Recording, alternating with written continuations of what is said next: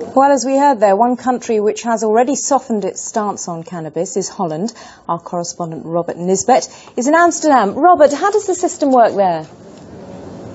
Well, Sian, authorities are keen to point out here that cannabis has not been legalised, but it is tolerated. It's bought and sold in coffee houses. Now, the licences governing those coffee houses are quite strict. No one under 18 is allowed inside.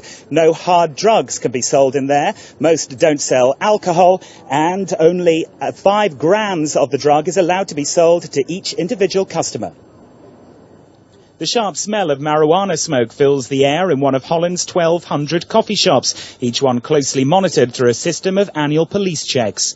Well, they're not really difficult, but they're really tough, you know, because if the police comes in with a riot here and you don't apply to one of the lines, they take away your license. We are allowed to have 500 grams in the coffee shop where the permit is on, but everything that happens outside is totally illegal. So that's called the back door in Holland. Now 25 years old, the policy of non-intervention is still regarded with suspicion by members of the right-wing Christian Democrats, but is considered a success by those working to combat addiction to harder drugs, such as heroin and cocaine. I think it works quite well. If you look to our number of heroin addicts, for example, in the 1980s, we had about 10,000 heroin addicts in Amsterdam, with an average age of 22. And now we have only 5,500 heroin addicts, so it has dropped down very rapidly. Of course, cannabis is not completely risk-free, of course. The fact that you have to smoke makes it unhealthy, of course.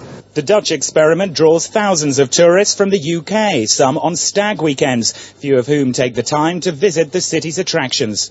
There's been no trouble or anything like that. People just come in, they get what they want, and that's it. It's not in your face, anything like that, so it seems to be working quite well, yeah. Well, you see, a lot of the people in Amsterdam realise that it's just no more different than having a pint of beer, you know.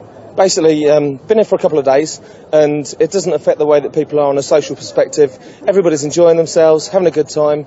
You know, you don't see any bad side effects to what people are doing out here. Obviously, those on one side of the debate, we interviewed them outside various coffee shops around Amsterdam. Yes, Robert, the big concern here seems to be, as we heard Anne Widdecombe saying earlier, if you legalise cannabis, then people will turn on to harder drugs. That doesn't seem to be the experience there.